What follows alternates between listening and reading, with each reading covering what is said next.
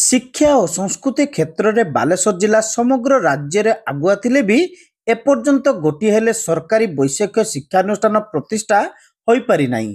ବାଲେଶ୍ୱରରେ ପରିଚାଳିତ ସଂଖ୍ୟାଧିକ ଘରୋଇ ବୈଷୟିକ ଶିକ୍ଷାନୁଷ୍ଠାନ ଗୁଡ଼ିକରେ ସମଗ୍ର ଉତ୍ତର ଓଡ଼ିଶାର ଛାତ୍ରଛାତ୍ରୀମାନେ ମୋଟା ଅଙ୍କର ଅର୍ଥ ଖର୍ଚ୍ଚ କରି ପାଠ ପଢୁଛନ୍ତି। ଘରୋଇ ଶିକ୍ଷାନୁଷ୍ଠାନରେ ଶିକ୍ଷାଦାନର ମାନ ତୁଳନାତ୍ମକ ନ୍ୟୁନ କାରଣରୁ କର୍ମ ନିଯୁକ୍ତି କ୍ଷେତ୍ରରେ ବାଲେଶ୍ୱରରେ ପଢୁଥିବା ଛାତ୍ରଛାତ୍ରୀଙ୍କୁ ସମସ୍ୟା ଭୋଗିବାକୁ ପଡୁଛି। ଉତ୍ତର ଓଡ଼ିଶାବାସୀଙ୍କର ବୃହତ୍ତର ସ୍ୱାର୍ଥକୁ ଦୃଷ୍ଟିରେ ରଖି ବାଲେଶ୍ୱରଠାରେ ଏକ ସରକାରୀ ଇଞ୍ଜିନିୟରିଂ କଲେଜ ପ୍ରତିଷ୍ଠା ପାଇଁ ବାଲେଶ୍ୱର ପ୍ରଗତି ମଞ୍ଚ ଦାବି ଉଠାଇଛି।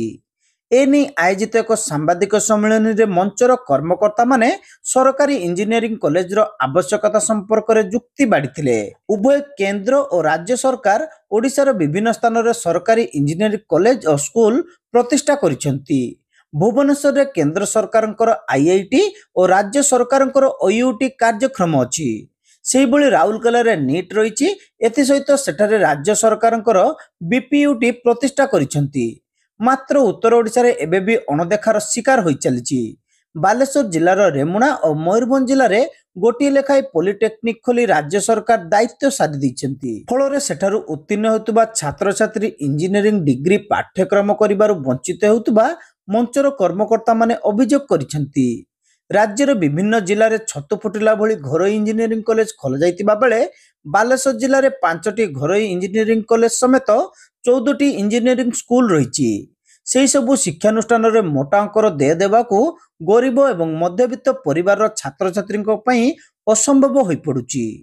ଏଥିନିମନ୍ତେ ବାଲେଶ୍ୱରଠାରେ ଏକ ନୂତନ ସରକାରୀ ଇଞ୍ଜିନିୟରିଂ କଲେଜ ପ୍ରତିଷ୍ଠା ସହ ରେମୁଣାରେ ଥିବା ସରକାରୀ ପଲିଟେକ୍ନିକକୁ ଅପଗ୍ରେଡ ପାଇଁ ମଞ୍ଚ ପକ୍ଷରୁ ଦାବି କରାଯାଇଛି।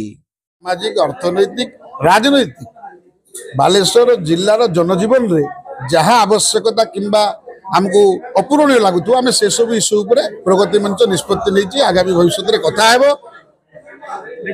ଖାଲି ସରକାରଙ୍କ ସାଙ୍ଗରେ ନୁହଁ, ନିର୍ବାଚିତ ପ୍ରତିନିଧି ମାନଙ୍କ ସାଙ୍ଗରେ ନୁହଁ, ପ୍ରଶାସନିକ ଅଧିକାରୀଙ୍କ ସାଙ୍ଗରେ ଏବଂ ଆବଶ୍ୟକ ପଡ଼ିଲେ ଏହାକୁ ଆନ୍ଦୋଳନର ରୂପରେଖ ମଧ୍ୟ ଦେବ। ଆମର ଡିଗ୍ରୀ ଇଞ୍ଜିନିୟରିଂ କଲେଜ ବାଲେଶ୍ୱରରେ ସରକାର ଅବିଳମ୍ବେ ପ୍ରତିଷ୍ଠା କରନ୍ତୁ। ଅର୍ଥ କମ୍ରେ ଆମ ପିଲା ପଢ଼ିବେ। ବାଲେଶ୍ୱର ଗୋଟେ ଟ୍ୟାଲେଣ୍ଟେଡ୍ ଡିଷ୍ଟ୍ରିକ୍ଟ ପିଲାମାନଙ୍କର ଆପଣ ତ ସମସ୍ତେ ଜାଣିଛନ୍ତି। ତାହେଲେ ଆମର ଏଠି ଯେମିତିକା ମେଡିକାଲ କଲେଜଟେ ହେଇଛି ତେଣୁ ଗୋଟେ ଡିଗ୍ରୀ ଇଞ୍ଜିନିୟରିଂ କଲେଜ ହେଲେ ଆମକୁ ବହୁତ କମ୍ ମୂଲ୍ୟରେ ଭଲ ପିଲା, ଯେମିତି ଆମର ବନ୍ଧୁମାନେ କହୁଥିଲେ ଭଲ ଫ୍ୟାକଲ୍ଟି ମିଳିବ। ଗଭର୍ଣ୍ଣମେଣ୍ଟ ଇଞ୍ଜିନିୟରିଂ କଲେଜ ମାନେ ଭଲ ଫ୍ୟାକଲ୍ଟି ମିଳିବ। ତେଣୁ ଏମାନେ ନିଶ୍ଚିତ ଭାବରେ ଆଗାମୀ ଦିନରେ ଯେଉଁ ବୈଷୟିକ ଡେଭଲପ ହେଉଛି ଏବେ ଓଡ଼ିଶା ଏବଂ ସାରା ବିଶ୍ୱ, ତା ଦେହରେ ଆମ ପିଲାଗୁଡ଼ା ନିଶ୍ଚିତ ଭାବରେ ଏନଗେଜ ହେବେ ଏବଂ ସ୍ୱଳ୍ପ ମୂଲ୍ୟରେ ଡିଗ୍ରୀ ଇଞ୍ଜିନିୟରଟେ ହେଇପାରିବେ।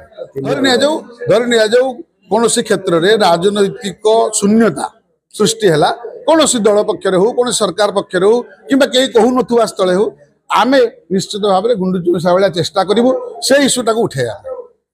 ବହୁତ ସମୟରେ ଆପଣ ବି ଅନୁଭବ କରିଥିବେ ଦଳୀୟ ଶୃଙ୍ଖଳା ନେଇକି କିଏ କିଛି ଦଳୀୟ ନେତାମାନେ କହନ୍ତିନି କିମ୍ବା କୌଣସି ନିଜର ସ୍ୱାର୍ଥ ପାଇଁ ହଉ, ଭୟ ପାଇଁ କିଛି କୁହନ୍ତିନି। କିନ୍ତୁ ପ୍ରଗତି ମଧ୍ୟ ନିର୍ଭୀକ ଭାବରେ ବାଲେଶ୍ୱର ଜନଜୀବନର ଉନ୍ନତି ପାଇଁ କଥା ହେବ ଏବଂ ଆପଣଙ୍କ ସାମ୍ନାରେ ଛିଡ଼ା ହେବ ଏବଂ ଦରକାର ପଡ଼ିଲେ ଗଣ ଆନ୍ଦୋଳନ କରିବା ପାଇଁ ମଧ୍ୟ ପ୍ରସ୍ତୁତ ହେବ। ମଞ୍ଚର ସଭାପତି ଶାନ୍ତନୁ ଦାସ, ସମ୍ପାଦକ ଭରତ ଭୂଷଣ ଦାସଙ୍କ ସମେତ ଅନୁପ ସ୍ୱାଇଁ, ଶ୍ରୀକାନ୍ତ ବୁଗୁଡେଇ, ଜିତେନ୍ଦ୍ର ଦାସ, ବୀରେନ୍ଦ୍ର ନାରାୟଣ ପଣ୍ଡା, ଅର୍ଦ୍ଧେନ୍ଦୁ ଦାସ, ନିରଞ୍ଜନ ପୃଷ୍ଟି, ଦିବାକର ରାଉଳ, ରାଜେନ୍ଦ୍ର କୁମାର ଦାସ, ନରେନ୍ଦ୍ର ପଟେଲ, ଦେବେନ୍ଦ୍ର କୁମାର ମାଝୀ, शेख अरफाउद्दीन, सुशांत कुमार बेज, लंबोदर बेहरा, अमिता चांद, इतिकृष्णा स्वाई, आश्रिता तोरई प्रमुख यह सांबादिक सम्मेलन में उपस्थित थिले।